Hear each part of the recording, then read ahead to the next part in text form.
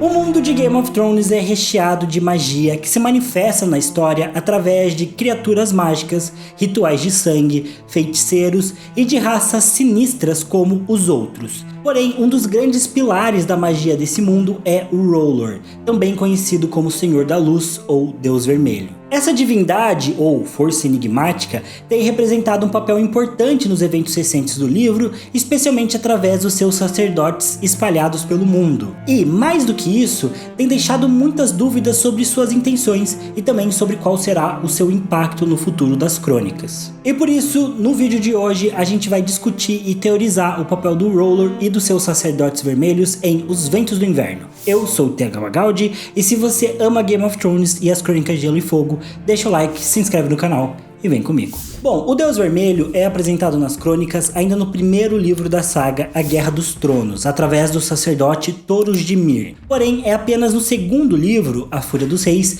que o R'hllor ganha um destaque maior quando a Melisandre surge na história através do arco do Stannis, profetizando o rei como seu novo Azor Ahai renascido. E algo muito importante desse primeiro contato que a gente tem com a Melisandre é que ela já surge na história mostrando que existe algo diferenciado nesse Deus Vermelho. Isso porque o mestre do Stannis, lá em Pedra do Dragão, um homem chamado Cressen, tenta envenenar a sacerdotisa, sacrificando a si mesmo nesse processo. Porém, nesse capítulo, que inclusive é o prólogo do segundo livro, apenas o mestre Cressen morre, e a Melisandre sai imune da situação, mesmo tendo bebido todo o veneno que o mestre ofereceu para ela. Além disso, no decorrer da história, a Melisandre dá outros vislumbres do poder que ela tem, com uma consistência que a gente ainda não tinha visto no primeiro livro. Isso porque lá em A Guerra dos Tronos, a gente já tinha visto um pouco dos outros e das suas criaturas ressuscitadas. A gente viu a Mirri Maz Duur salvando o Khal Drogo da morte e deixando ele em estado vegetativo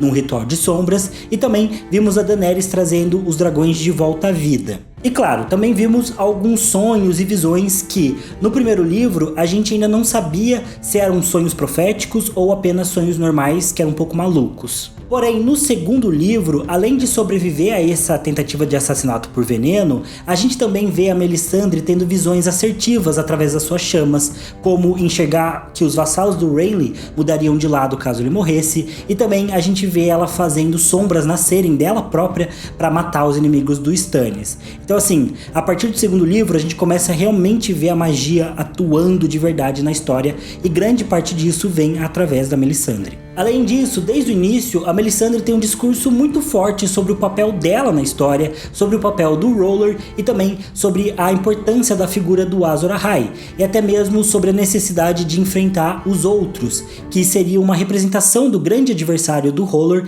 que é um deus contrário ao Senhor da Luz e que representa o frio, a morte e a escuridão, e seria um deus que não tem um nome, mas que a Melisandre chama de o Grande Outro. Então dá pra fazer essa referência com os outros, né, os White Walkers e A Longa Noite. Mas de onde vem tudo isso? De onde vem essa fé do R'hllor e os seus sacerdotes vermelhos? Bom, vale já mencionar que apesar da fé do Deus Vermelho não ser a mais importante em Westeros, dá pra dizer que a fé em R'hllor é a maior religião do universo das crônicas, ou pelo menos é a que mais está em crescimento. Ninguém sabe exatamente onde ela começou, mas existem muitas teorias, especialmente as que falam sobre uma possível conexão entre o deus R'hllor e também os deuses de Valíria. Afinal, existe uma conexão muito óbvia entre o R'hllor e os Senhores dos Dragões, que é o fogo. Porém, a verdade é que nós sabemos muito pouco sobre os próprios deuses de Valíria. Basicamente, a gente sabe que eles eram muitos e que alguns deles tinham nomes como Balerion, Vhagar e Meraxes, né? Os dragões tiveram esses nomes em homenagem aos deuses lá da antiga Valíria. Então, enfim, a gente não tem muito sobre o panteão dos valirianos, meio que toda essa tradição deles morreu com a perdição. Porém, considerando que os valirianos são bastante inspirados no Império Romano, dá pra pensar que toda vez que os valirianos conquistavam um povo novo, eles provavelmente assimilavam parte da sua cultura e provavelmente assimilavam parte dos seus deuses. E talvez assim, os valirianos tenham assimilado os deuses de outras culturas, e um desses deuses que eles trouxeram pro Império pode ter sido o R'hllor. Mas nesse caso, o R'hllor até talvez tenha sido cultuado em Valíria, mas ele não era um deus original desse império. Provavelmente o Roller possa ter algumas das suas raízes lá em Ashai das Sombras, onde se praticam todos os tipos de magia e conhecimentos profundos são conhecidos. Mas a verdade é que essa fé acabou se consolidando mesmo na cidade de Volantis. Volantis é a cidade livre mais velha, mais rica e mais poderosa de Essos. Ela é governada por uma triarquia que é eleita anualmente para controlar a região. E sinceramente para mim, Volantis é o lugar do mundo das Crônicas de Gelo e Fogo que eu mais acho interessante. E talvez mereça um vídeo só para ela no futuro. Mas enfim. Volantis foi uma colônia do Império Valeriano ainda no início da expansão da Cidade Franca. E a gente sabe que essa relação entre Volantis e a fé em Roller é muito forte e muito antiga, porque é na cidade que fica o coração da fé do Deus Vermelho, porque lá reside o Templo do Senhor da Luz e também é lá que fica o Alto Sacerdote. No quinto livro, A Dança dos Dragões, o Tyrion acaba passando por Volantis bem na época das eleições e ele vê o templo e tem contato com os servos do Roller que estão lá na cidade. Quando o Tyrion vê o templo, olhem a relação dele. Vou ler aqui pra vocês, abre aspas. 3 quarteirões depois, a rua se abriu diante deles em uma imensa praça iluminada com tochas e lá terminou. Que os 7 me salvem. Isso é 3 vezes maior que o grande septo de Baelor. Com uma enormidade de pilares, degraus, contrafortes, pontes, domos e torres que fluíam para dentro uma das outras, como se tivessem sido esculpidas em uma única rocha colossal. O templo do Senhor da Luz assomava como a colina de Aegon. Uma centena de tons de vermelho, amarelo, dourado e laranja se encontravam e se fundiam nas paredes do templo, dissolvendo-se uns nos outros como nuvens ao entardecer. Suas torres delgadas retorciam-se para cima como chamas congeladas que alcançavam o céu. Fogo transformado em pedra. Imensas fogueiras queimavam ao lado das escadas do templo e, entre elas, o alto sacerdote começara a falar. Fecha aspas. Ou seja, o templo de Roller é enorme e muito imponente. Mas não apenas isso, os servos do Senhor da Luz também exercem uma forte influência política na cidade, mesmo que eles não sejam parte dos partidos, né, que se elegem lá anualmente. Inclusive em Volantis são 2 partidos, né, os tigres e os elefantes, que eu acho muito legal também a dinâmica deles, mas enfim. Na verdade, parte dessa influência que o templo tem na cidade é porque eles costumam comprar escravos quando eles ainda são crianças. Essas crianças então passam a ser criadas como sacerdotes do templo, como prostitutas ou como guerreiros. No geral, essas pessoas também são conhecidas lá em Volantis como escravos de Roller. Na verdade, tanto a Melisandre quanto o Mocorro e o Benerro, de quem eu vou falar mais pra frente, são escravos, né? São ex-escravos do Templo do Senhor da Luz. Na verdade, meio que eles continuam sendo, porque eles continuam servindo ao Deus Roller, né? Mas eles começaram, né, sendo comprados como escravos de fato e foram trabalhar no templo. E esse método de comprar crianças como escravas para doutrinar elas na fé desde cedo é muito eficiente. Isso porque cada um desses grupos exerce um papel essencial dentro de Volantis. Os sacerdotes espalham a palavra e ensinam a fé de Roller. As prostitutas conseguem dinheiro para manter o templo e os guerreiros defendem ali o templo e seus sacerdotes, dando a vida por eles. Assim como acontece com a fé militante, os guerreiros de Roller são um braço armado da fé. Só que no caso do Templo do Senhor da Luz, esses guerreiros são ainda mais organizados e bem treinados. Lá eles são chamados de Mão Ardente. A Mão Ardente contém sempre 1000 soldados, nunca mais, nunca menos. E cada um desses soldados usa uma armadura ornamentada com vestes laranjas e eles empunham lanças com pontas em forma de chamas contorcidas. E o templo é tão impactante na cidade que quando o Tyrion tá por lá, as coisas estão meio tensas, porque é época de eleição e um dos tríades até mesmo tá tentando contratar a Companhia Dourada para tentar derrubar o templo. Tudo isso porque o alto sacerdote tá fazendo algumas pregações que incomodam ali os interesses da tríade. Bom, e aqui entram os últimos 2 sacerdotes vermelhos de Roller que aparecem com importância nas crônicas, que é o Benerro e o Mocorro. O Benerro é o alto sacerdote do Templo do Senhor da Luz. Provavelmente foi ele quem enviou o Thoros de Myr para Westeros no intuito de converter o rei Aerys para fé, já que o rei Aerys gostava muito de fogo e tal.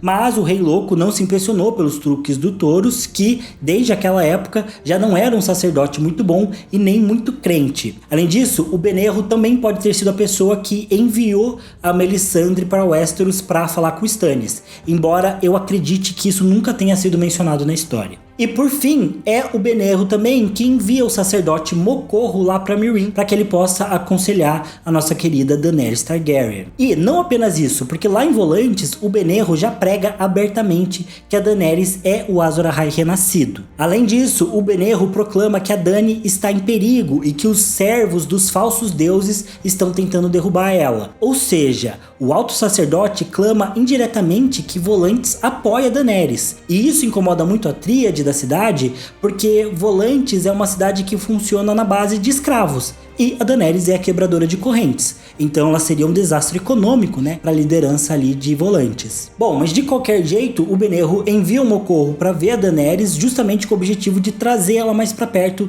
da fé em R'hllor, ao declarar a Dany como a princesa que foi prometida. E o Mocorro passa o 5º livro justamente nessa jornada para chegar até Meereen. Ele tá num navio junto do Tyrion e do Sor Jorah quando ambos estão a caminho de Qarth. Durante essa trajetória, ele chega até mesmo a conversar com o anão sobre as suas visões que ele tem nas chamas. De modo geral, o Mocorro parece ter uma clareza maior sobre o que ele vê nas chamas do que a Melisandre. E ele diz pro Tyrion que ele viu, abre aspas, dragões velhos e jovens, verdadeiros e falsos, claros e escuros. E você, um homem pequeno com uma grande sombra rosnando no meio de tudo. Fecha aspas. Além disso, o Mocorro também diz que ele viu nas chamas outras pessoas que buscavam pela Daenerys. Inclusive, ele diz especificamente que ele vê, abre aspas, uma coisa alta e retorcida com um olho negro e 10 longos braços navegando em um mar de sangue. Fecha aspas. Bom, e aqui na primeira visão a gente tem uma referência clara ao papel do Tyrion, tanto de colocar o jovem Griff contra Daenerys, e você pode ver meu vídeo aqui no card, no qual eu já falei tudo sobre isso, como também falar sobre o papel que o Tyrion pode ter ao se tornar um conselheiro para a Rainha Dragão. Além, é claro, de dar uma outra pista sobre essa questão do jovem Griff ser um falso Targaryen, ou, como o Mocorro disse,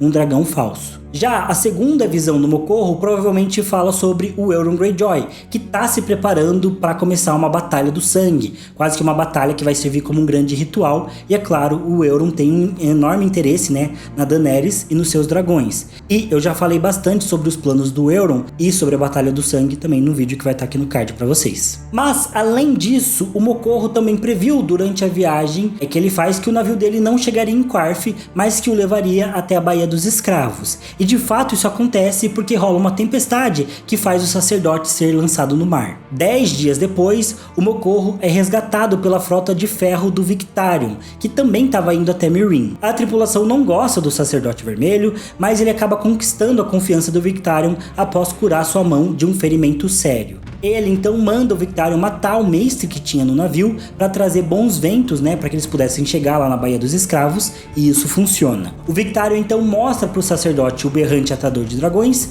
que possui algumas inscrições em valeriano, e o Mocorro parece traduzir o instrumento, dizendo que o Victarion precisa reivindicar o berrante com sangue para submeter os dragões à sua vontade. E bom, beleza, até aqui a gente viu um pouco sobre cada sacerdote de R'hllor dentro da história. Mas qual que vai ser o papel deles dentro da trama? O que eles podem impactar pro futuro aí das Crônicas de Gelo e Fogo? Bom, o Thoros de Myr é um dos mais difíceis de prever. Isso porque, como eu já mencionei, ele é um péssimo sacerdote vermelho. Após ele não conseguir convencer o rei Aerys a se converter para a fé, ele ficou em Westeros, basicamente se tornando um bêbado e sempre se entregando nas justas e nos torneios para lutar com sua espada em chamas. Ele até mesmo já tinha desistido da sua fé e não era muito respeitado nos Sete Reinos, embora sempre estivesse, né, presente ao lado da nobreza, da corte do rei Robert, participando dos torneios e até mesmo lutando contra os Greyjoy na primeira rebelião do Baelon. Como Tyrion lembra dele no 5º livro, abre aspas, o único sacerdote vermelho que Tyrion conhecera era Thoros de Myr, o corpulento e simpático fanfarrão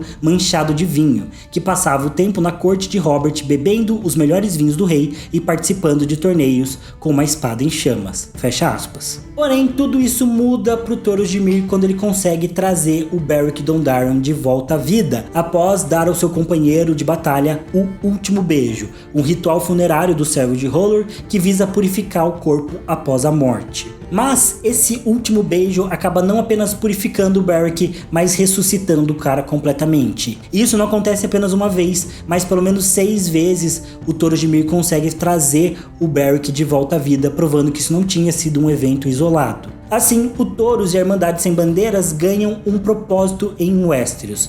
O propósito de proteger o reino e o povo comum contra os terrores da guerra e também tentando trazer justiça para os oprimidos, porque a galera, especialmente dos Lannister, estava tocando terror ali nas terras fluviais sem medo de ser feliz. E pro Taurus, tudo isso faz parte de um propósito que o Senhor da Luz deu para ele. Porém, acaba rolando um revés na história, porque o Beric Dondarrion resolve entregar a sua vida para trazer a Lady Catelyn Stark de volta dos mortos. Porém, ela não volta como ela mesma, ela retorna como a Senhora Coração de Pedra, uma figura cruel e vingativa que busca matar todo mundo que teve relação, direta ou indiretamente, com o Casamento Vermelho. E isso frustra o Thoros de Myr, que para de ver esse propósito que a Irmandade estava tendo até aquele momento. Porque antes eles julgavam os criminosos e agora, com a Senhora Coração de Pedra, basicamente eles simplesmente matavam os que eles encontravam. E ele comenta para Brienne justamente sobre essa perda de propósito que ele estava sentindo. Então, qual que vai ser o futuro do Thoros de Myr na história? Alguns fãs acreditam que ele pode eventualmente assassinar a Senhora Coração de Pedra,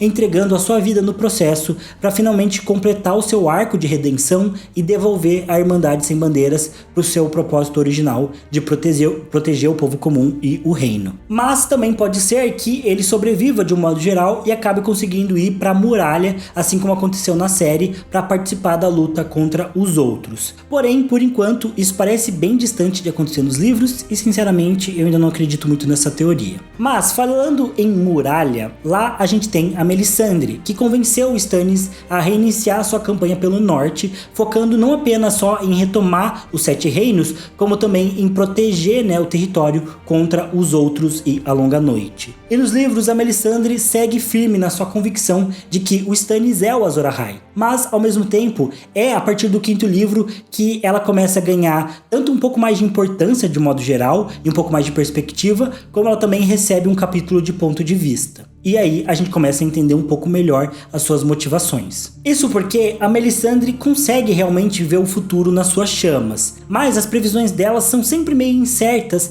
e parece que ela tem muita dificuldade em interpretar esse futuro que ela vê. A Melisandre sabe que a muralha torna a magia dela mais forte e parece que estando lá ela passa a perceber que precisa ser mais ativa e atuar não só para ajudar o Stannis, mas também para ajudar o nosso querido Jon Snow a se preparar para enfrentar a Longa Noite e também para se enfrentar um futuro muito sombrio que ele tem na frente dele. E portanto é na muralha, por exemplo, que a Mel troca o Mance Rayder pelo Camisa de Chocalhos e queima ele para enganar o Stannis. Ela também avisa o Jon sobre as suas previsões, que ela vê ali na chama, fala que ela vê uma garota fugindo que está indo para a muralha e diz que os patrulheiros que o Jon enviou para o norte não vão voltar, e até mesmo enxerga o Bran junto do Corvo de Três Olhos. Porém, o mais importante aqui é que na muralha ela segue pedindo para que R'hllor mostre a ela o Azor Ahai, mas o R'hllor não revela Stannis para Melisandre, ele revela apenas neve, ou em inglês, Snow. E por mais que a Mel não perceba que o Jon pode ser o Azor Ahai, ela entende que ele é importante para o futuro do que vai acontecer nesse universo. Por isso, por exemplo, ela salva o Mance Rayder justamente porque ela vê nele o potencial de salvar a área das mãos do Ramsay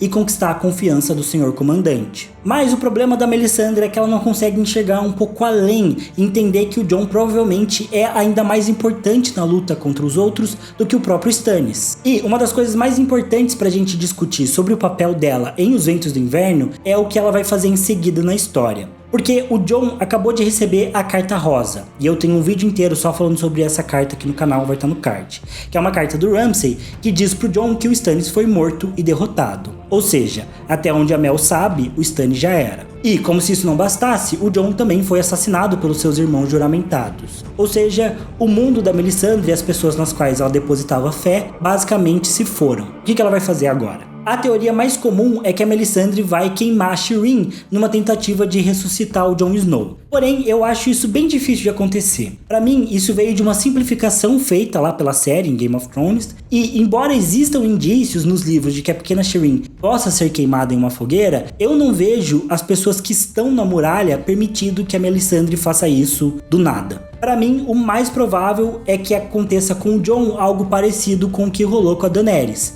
uma pira funerária que acorde um dragão adormecido. Nesse caso, a Melisandre faria uma pira funerária pro Jon, talvez queimando junto com eles, né, os traidores que mataram, né, o Jon, mas no mais importante, que a própria Melisandre acabaria entrando no fogo junto com o Jon e junto com os inimigos deles. Ou seja, nesse cenário, a Melisandre poderia ser a Nissa do Jon. E existe um trecho de um capítulo da Mel lá na Dança dos Dragões que pode indicar um foreshadowing sobre isso, uma espécie de pista de que ela irá entrar no fogo para salvar o Jon Snow. O trecho é um pouco longo, mas eu vou ler ele inteiro aqui para vocês. Abre aspas. A sacerdotisa vermelha fechou os olhos e disse uma oração. Abriu-os, então, novamente para encarar o fogo da lareira. Uma vez mais. Tinha que ter certeza. Muitos sacerdotes e sacerdotisas antes dela haviam sido derrubados por visões falsas, por ver o que desejavam ver em vez daquilo que o Senhor da Luz enviava. Stannis estava marchando para o sul, direto para o perigo,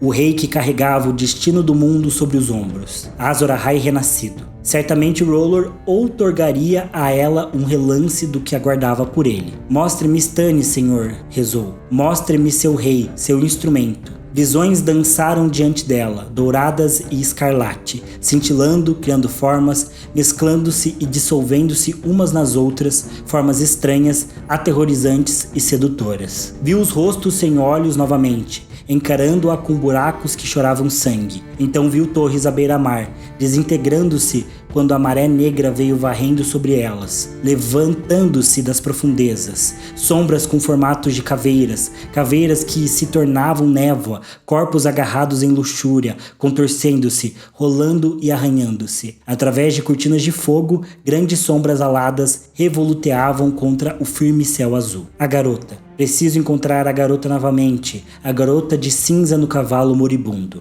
Jon Snow esperaria isso dela, e logo. Não seria suficiente dizer que a garota estava fugindo. Ele iria querer mais, iria querer o quando e o onde, e ela não tinha isso para ele. Viu a garota apenas uma vez, uma garota tão cinzenta quanto as cinzas, e assim que olhei para ela, ela se desfez em pedaços e desapareceu. Um rosto se formou na lareira. Stannis? Ela pensou, só por um momento. Mas não, essas não eram as feições dele. Um rosto endurecido como madeira, um cadáver branco. Era este o inimigo? Milhares de olhos vermelhos flutuavam nas chamas que subiam. Ele me vê. Ao lado dele, um menino com rosto de lobo jogou a cabeça para trás e uivou. A sacerdotisa vermelha estremeceu. Sangue escorreu de sua coxa, negro e defumado. O fogo estava dentro dela, uma agonia, um êxtase, enchendo-a, queimando-a, transformando-a. Ondas de calor traçavam padrões em sua pele, insistentes como as mãos de um amante. Estranhas vozes a chamavam do passado. Melanie, ela ouviu uma mulher gritar. Uma voz de homem chamou.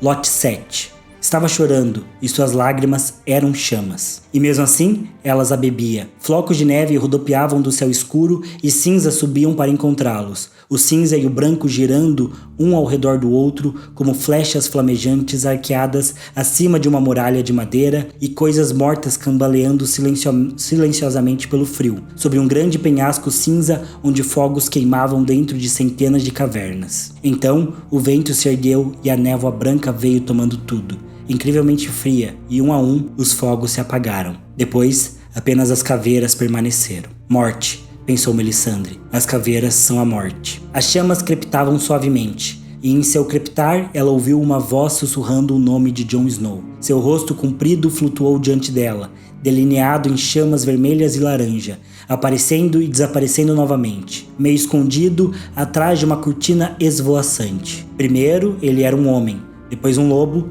no fim, um homem novamente. Mas as caveiras estavam ali também. As caveiras estavam todas ao redor dele. Melisandre vira o perigo que ele corria antes e tentar avisar o rapaz. Inimigos ao redor, adagas na escuridão. Ele não ouviria. Fecha aspas. Bom, nesse trecho a gente descobre muita coisa. Por exemplo, que o nome verdadeiro da Melisandre é Melanie, e que ela lembra de quando ela foi vendida como escrava para o Templo do Senhor da Luz. Porém, o mais importante aqui é essa visão dela sobre as chamas. Essa descrição que é muito parecida com aquilo que a Daenerys sentiu antes de entrar no fogo, lá no primeiro livro. Ambas sentem as chamas, sentem um fogo dentro delas, um fogo que arde dentro delas como agonia e como êxtase ao mesmo tempo. E nesse mesmo contexto, a Melisandre também vê o Jon, vê as caveiras indicando a morte dele. Ao mesmo tempo, ela vê que ele deve viver por um tempo dentro do fantasma antes de voltar para o seu corpo normal. E no meio disso tudo tem a Melisandre sentindo as chamas escorrendo por dentro dela, o sangue e tudo mais. Várias coisas que remetem a essa ideia da Melisandre ter uma relação muito mais intensa com o fogo, uma relação quase física e que pode ser esse foreshadowing. Ou seja, realmente existem chances de que a Mel traga o Jon Snow de volta numa pira funerária na qual ela mesma vai entrar, assim como a Daenerys. Fica a dúvida se ela vai sair com vida disso. E se o Jon Snow voltar, a Melisandre vai se convencer do papel dele como Azor Ahai? E se ela descobrir que o Stannis segue vivo, o que ela vai fazer? Ou seja, mesmo que a gente teorize algumas coisas, seguem sempre com muitas questões em aberto. Porém, uma dúvida que não sai da minha cabeça é: se todos os sacerdotes vermelhos têm as suas visões a partir do R'hllor, por que a Melisandre acredita inicialmente que o Stannis é o Azor Ahai e depois talvez vá pro Jon Snow, ao mesmo tempo que o Benerro e o Mokorro acreditam que essa figura é a Daenerys? Porque beleza, a gente sabe que a Mel às vezes erra nas suas previsões, mas vamos combinar que existe uma diferença muito grande de personalidade, de contexto entre o Jon, o Stannis e a Daenerys. É muito grande essa disparidade dentro deles. E, além disso,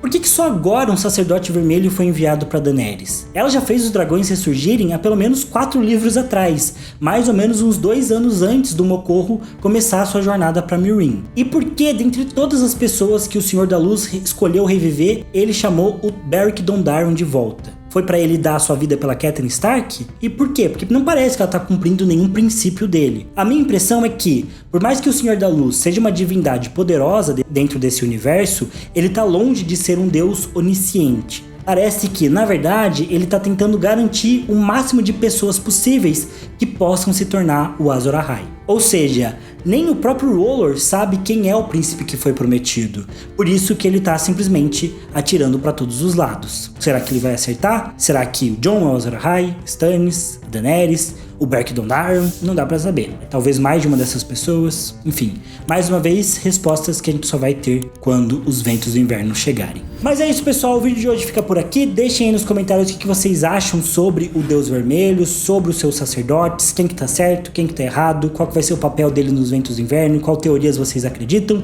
Eu vou estar sempre lendo tudo e respondendo o que eu puder. Também não se esqueçam de se inscrever no canal se vocês ainda não forem inscritos, deixar o like nesse vídeo e considerem também se tornar membros, que a gente tem aí vídeos exclusivos pro pessoal que é membro e que, além de ganhar os vídeos exclusivos, ganham também minha eterna gratidão por apoiarem o canal e ajudarem ele a crescer. Mas é isso, pessoal. Obrigado por assistirem até aqui. Eu vejo vocês no próximo vídeo. Valeu, falou e até mais.